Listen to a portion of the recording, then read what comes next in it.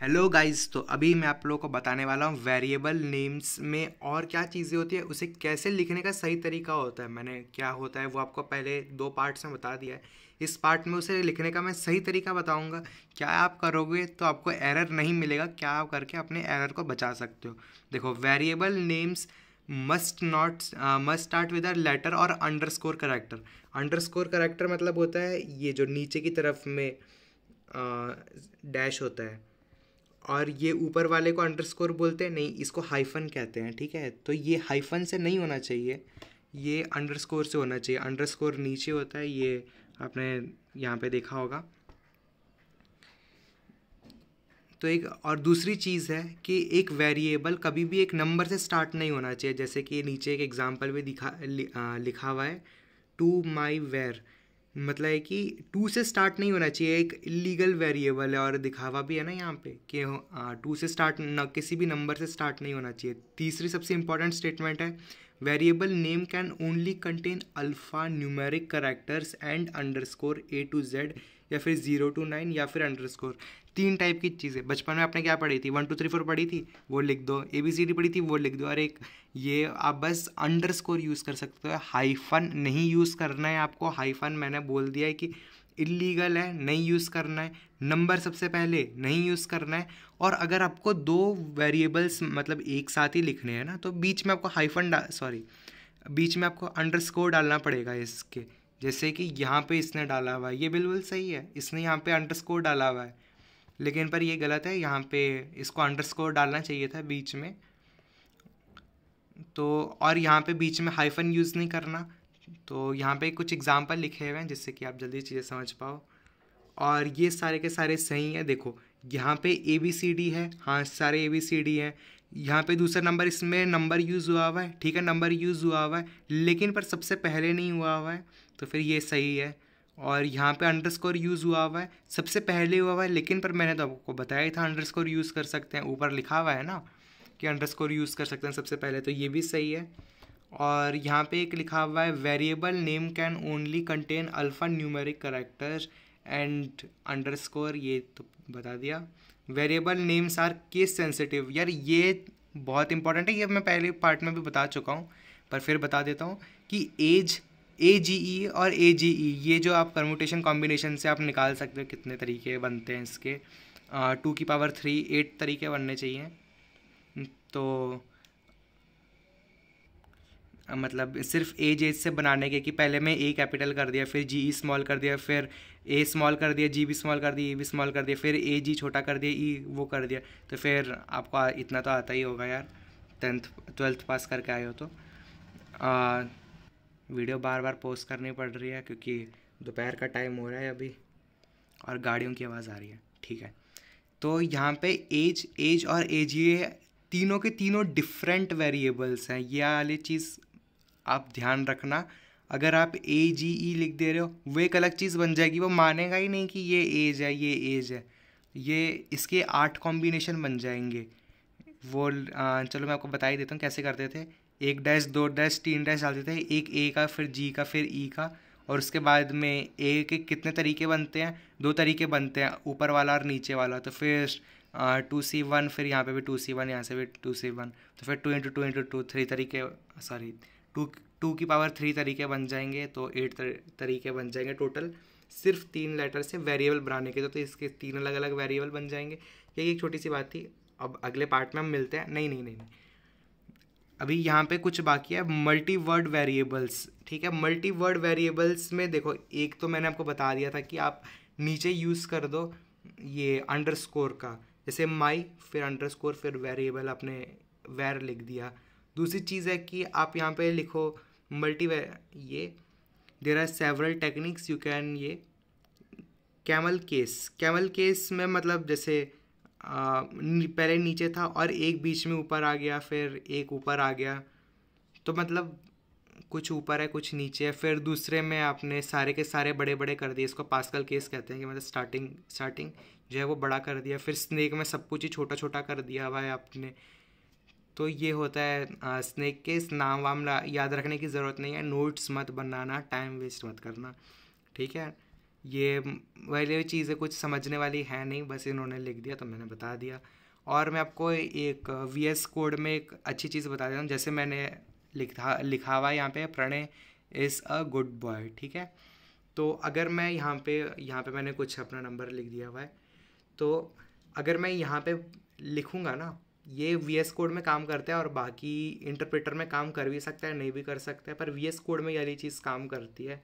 VS code क्या होता है, ये एक IDE है और ये हमारी चीज़ों को आसान बनाने में मतलब जैसे कि इसमें शॉर्टकट्स हैं बहुत सारे, जिससे कि आप अपने कोड्स को आसानी से कम टाइम में और मज़ेदार तरीके से लिख सकते हो। यहाँ पे देखो, जैसे इसने मैंने फंक्शन प्रिंट के ऊपर लेकर गया तो फंक्शंस आ गया कि प्रिंट का काम क्या है, ये है। फिर इसमें आप बड़ा साइज़ को बड़ा छोटा कर सकते हो और भी काफ़ी सारी चीज़ें हैं। तो ये इसकी वीडियो मैं बाद में कभी बना दूंगा। तो इसमें एक फंक्शन होता है, अगर मैं यहाँ पे लिखूँ P, ठीक है, स्टार्टिंग का कैपिटल, यहाँ पे P लिखा तो ये आ गया Y, फिर यहाँ पे मैंने लिखा I और यहाँ पे मैंने लिखा A, तो फिर यहाँ पे देखो नीचे आ गया Pranay is a good boy. अगर मैं एंटर दबाऊंगा ना, अभी ये देखो एंटर दबाने वाला हूँ, तो फिर यहाँ पे Pranay is a good boy आ गया। तो ये एक शॉर्टकट होता है, ये स्टार्टिंग के पहले वर्ड्स को अगर आप ऐसे लिखोगे। तो मैं बस बता रहा था आपको ये वाली चीज़। और अगर यहाँ पे मैं Pranay is a good boy लिखा हुआ है, अब मैं अगली बार में यहाँ पे ये कर दूँगा कि अगर मैं यहाँ पे प्रणय का यहाँ पे P छोटा कर दूँगा, तो बताओ ये ये वाली चीज़ अलग बन जाएगी, ठीक है। ये अब वाली चीज़ नहीं रही, ये अब एक अलग चीज़ बन चुकी है। भले ही आपको लगे कि ये सेम है। जैसे कि अगर मैं यहाँ पे इसको 2002 को 2001 कर देता हूँ और यहाँ पे अब मैं इसको कॉपी कर लूँ, एक सेकेंड, पेस्ट, यहाँ पे ये वाली चीज़ को भी कॉपी और गुरु को प्लीज़, और यहाँ पे मैं इसको पेस्ट कर देता हूँ। V कहाँ गया, ये रहा। तो और अब मैं इसको वो करता हूँ, ठीक है, रन करता हूँ। तो देखो यहाँ पे मेरे पास में आ गया हुआ है, पहले तो ये आ गया हुआ प्रिंट कि जो भी मैंने प्रिंट किया हुआ है, उसके बाद में वो मैं ये वाली चीज़ लिख रहा था तो फ़ोन नीचे रखा था। तो यहाँ पे मैंने लिखा हुआ है ये वाली चीज़, मैं आपको बाद में बताऊँगा कि इफ़ क्या होता है, एल्स क्या होता है, एलिफ क्या होता है, लेकिन पर अभी के लिए बस मैंने आपको ये वाले प्रोग्राम में समझाने के लिए ये वाली चीज़ लिखी हुई है। आप इसको ज़्यादा ध्यान मत देना, नहीं समझ में आएगी कोई दिक्कत वाली बात नहीं, बस मैं आपको ये समझाना चाह रहा था। ये इक्वल टू होता है। 2 बार अगर आप इक्वल टू लिखते हो, यार देखो सिंगल बार लिखोगे तो फिर आप है कि एक वेरिएबल को कोई वैल्यू दे रहे हो। जैसे Pranay is a good boy को आपने ये वाली वैल्यू दी 2001 और इस वाले को मैंने 2002 वैल्यू दी हुई है। अगर मैं यहाँ पर डबल इक्वल टू डालता हूँ तो फिर ये अब असाइन नहीं कर रहा है, अब ये कंपेयर कर रहा है, कंपेयर, ठीक है। जैसे कि मैं बोलूँ 2 होता है, अगर मैं बोलूँ कि जैसे हम मैथ्स में यार निकाले थे ना लास्ट में आंसर कि 2 जैसे 2 करूँगा तो एक मिनट यार, के दब गया गलती से, आप समझ गए ना। 2 करूँगा तो फिर इसमें आंसर आएगा मेरा कि ये इक्वल है, मतलब ट्रू आंसर आएगा। और अगर मैं 2 करूँगा तो मेरा आंसर आएगा फॉल्स, ठीक है। तो ये छोटी सी बात है कि 2 करूँगा तो करेक्ट आएगा ट्रू।